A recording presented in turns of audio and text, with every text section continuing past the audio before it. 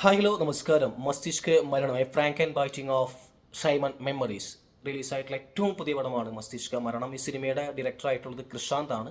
കൃഷാന്തിൻ്റെ പരിപാടി അറിയാലോ, പ്രത്യേകിച്ച് ഒരു എക്സ്പെരിമെൻ്റൽ സബ്ജക്റ്റ് മാത്രമാണ് അദ്ദേഹം എടുത്തു വെച്ചിരിക്കുന്നത്. ആവാസ വ്യൂഹം പോലുള്ള സിനിമ, ഇല്ലെങ്കിൽ വൃത്താകൃതിയിലുള്ള ചതുരം പോലെയുള്ള സിനിമ എൻ്റെ ഫേവറേറ്റ് ആയിട്ട് പടമാണത്. ഭയങ്കര രസമുള്ള പടമാണ്. അതുപോലെ തന്നെ നമ്മുടെ പുരുഷപ്രേതം, അതും നല്ല അടിപൊളി പടമാണ്. അലക്സാണ്ടറിനൊക്കെ അടിച്ച് പൊളിക്കാൻ പറ്റി വിളയാടാൻ പറ്റിയിട്ടുള്ള പടമായിരുന്നു. നൈസ് പടമായിരുന്നു. അപ്പോൾ ഈ സബ്ജക്റ്റ് എന്ന് പറയുന്നത് ഒരു സൈഫൈ ഫിക്ഷൻ പാരലൽ അനദർ യൂണിവേഴ്സാണ് ഈ സിനിമ. ഒരു ഗെയിം ത്രില്ലർ മൂഡിൽ വേണമെങ്കിലും ഈ സിനിമയെ പറയാം. ഈ സിനിമയുടെ കഥ, തിരക്കഥ, സംഭാഷണം, സംവിധാനം, എഡിറ്റർ കം ആർട്ട് ഡയറക്ടർ കൃഷാന്താണ്. സിനിമയുടെ മ്യൂസിക് ചെയ്തിരിക്കുന്നത് വർക്കി. സിനിമയുടെ ഡയറക്ടർ ഓഫ് ഫോട്ടോഗ്രാഫി ചെയ്തിരിക്കുന്നത് പ്രയാക മുകുന്ദൻ. VFX ചെയ്താരെന്നറിയില്ല, പക്ഷെ കിട്ടിലനായി ചെയ്തിട്ടുണ്ട്. കിണ്ണം കാച്ചി പണ്ണൽ VFX എല്ലാം കിട്ടിലനായി ചെയ്തിട്ടുണ്ട്. മ്യൂസിക് 2-3 സോങ്സ് ഉണ്ട്, അതും നൈസായിരുന്നു. സിനിമയിൽ രജീഷ വിജയൻ, അതുപോലെ തന്നെ ഇതിൽ നമ്മുടെ ദിവ്യപ്രഭ, നിരഞ്ജൻ മണിയമ്പിള്ള, രാജു ജഗദീഷ് തുടങ്ങിയ ആളുകളൊക്കെ ഈ സിനിമയിലുണ്ട്.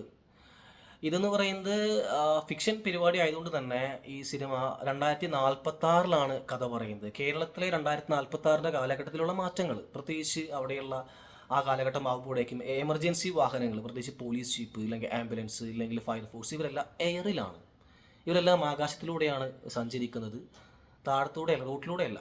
അപ്പോൾ ആ ഒരു മാറ്റം ഇതിൽ പറയുന്നുണ്ട്. പിന്നെ ഇതിൽ പോലീസ് എന്ന് പറയപ്പെടുന്ന പോലീസിൻ്റെ യൂണിഫോം എല്ലാം മൊത്തത്തിൽ മാറി. പിന്നെ മൊത്തത്തിൽ എല്ലാം AI മയം, ഫുള്ള് AI ആണ്. പ്രത്യേകിച്ച് നമുക്ക് യാതൊരു റിസ്ക്കും ഇല്ല. അതുകൊണ്ട് തന്നെ നമ്മൾ സെക്യൂർ കൂടിയല്ല, നമ്മൾ പലപ്പോഴും നമ്മൾ മോണിറ്ററിങ് ആണ്. അതുകൂടി ഈ സിനിമയിൽ പറഞ്ഞു വെക്കുന്നുണ്ട്. കാലങ്ങൾ കഴിഞ്ഞാൽ തന്നെ നമ്മുടെ പല സ്വകാര്യതയും നഷ്ടപ്പെടുകയാണ്. ഈ സിനിമയും പറഞ്ഞ സബ്ജക്റ്റ് അതാണ്. അതിലേക്ക് ഞാൻ പറയാം. അപ്പോൾ ഇനി കോടതി എന്ന് പറയുന്ന ഒരു സീനിൽ, കോടതി നമ്മൾ മച്ചാനെ എന്നൊക്കെ വിളിക്കുന്നുണ്ട്. ഒരു പയ്യൻ വിഷ്ണു ആണെന്ന് തോന്നുന്നു, മച്ചാനെ എന്നൊക്കെ വിളിക്കും കോടതി. കാരണം പ്രശ്നമില്ല, ഇല്ലെങ്കിൽ സാർ എന്നുള്ള പ്രയോഗം മാറിക്കഴിഞ്ഞു, അല്ലെങ്കിൽ സാറെന്ന് വിളിക്കേണ്ട ആവശ്യമില്ല.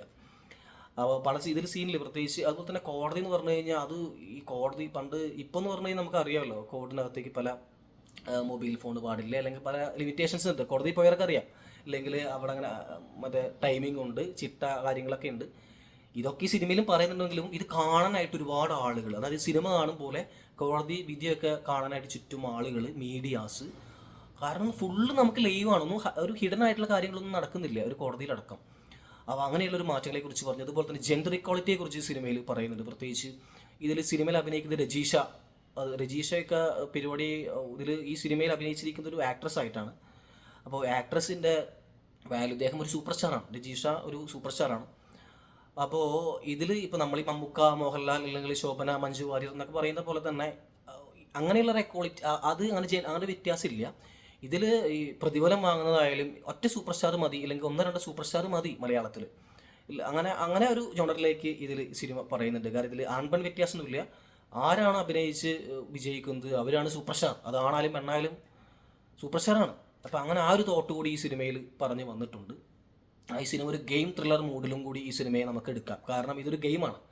നിരഞ്ജൻ ഒരു ഗെയിം കളിക്കുന്നതും, ഒരു പ്ലേ ബോയ് ആണ് പുള്ളിക്കാരൻ, ഒരു ഗെയിം കളിക്കുന്നതും അതിലൂടെ അദ്ദേഹം ക്രിയേറ്റ് ചെയ്തെടുക്കുന്ന അദ്ദേഹം ക്രിയേറ്റ് ചെയ്തെടുക്കുന്ന കുറച്ച് കാര്യങ്ങളാണ് ഈ സിനിമ പറയുന്നത്. ഇതിൻ്റെ ക്ലൈമാക്സിലൊക്കെ ഓൺലൈൻ മീഡിയസിനൊക്കെ ഇട്ട് ഗംഭീരമായിട്ട് രജീഷ വിജയൻ കൂട്ടുന്നുണ്ട്. അത് ഭയങ്കരമായിട്ട് അവർക്ക് നന്നായിട്ട് കൊണ്ടിട്ടുണ്ട്. നല്ല ക്ഷീണം ഉണ്ടാവും അത് കേട്ട് കഴിഞ്ഞാൽ. അങ്ങനെ അത്ര അടിപൊളിയായിട്ടാണ് പുള്ളിക്കാരത്തി ഇതിനെക്കുറിച്ച് പറയുന്നത്. അപ്പോൾ ടോട്ടലി സിനിമ എന്ന് പറയുന്നത് ഒരു സൈഫൈ ആയതുകൊണ്ട് തന്നെ ഈ സിനിമയിലേക്ക് നമുക്ക് കുറച്ച് മസ്തിഷ്കം നമുക്ക് ആവശ്യമാണ്. കാരണം അത് പെട്ടെന്ന് കണ്ടാൽ നമുക്ക് മനസ്സിലാവില്ല. ഇതൊരു തിയേറ്റർ പടം എന്ന് ഞാൻ നിർബന്ധിക്കുന്നില്ല, പക്ഷേ എങ്കിലും തിയേറ്ററിൽ കണ്ടാൽ കുറച്ചുകൂടി ഇൻട്രസ്റ്റിംഗ് ആയിരിക്കും. ഇതിൻ്റെ വലിയൊരു പടം എന്ന് പറയുന്നില്ല, വളരെ കുറച്ച് 2-2.5 മണിക്കൂർ എടുത്തുള്ള സിനിമ ഒരു ലൂപ്പ് മൂഡിൽ നമുക്ക് കണ്ടിരിക്കാൻ പറ്റും. ഇതിലെ കോമഡീസൊക്കെ ചെറുതായിട്ട് വർക്കൗട്ട് ആയിട്ടുണ്ട്, ഡയലോഗുകൾ വർക്കൗട്ട് ആയിട്ടുണ്ട്. ഇപ്പം നമ്മുടെ കാലഘട്ടം എത്ര കഴിഞ്ഞാലും ചില കാര്യങ്ങളിൽ നമ്മുടെ മനുഷ്യന്മാർക്ക് മാറ്റമില്ല എന്നുള്ള ഒരു സബ്ജക്റ്റിലൂടെയാണ് ഈ സിനിമ അവസാനിക്കുന്നത്. അപ്പോൾ ആ ഒരു മാറ്റത്തിന് വേണ്ടിയിട്ടുള്ളൊരു പൊളിറ്റിക്സ് വേണമെങ്കിൽ കൃഷ്ണാന്തിന് വേണമെങ്കിൽ പറഞ്ഞതായിരിക്കാം. ടോട്ടലി പടം എന്ന് വെച്ചാൽ ജസ്റ്റ് ഒരു വാച്ചബിൾ മൂവിയാണ്.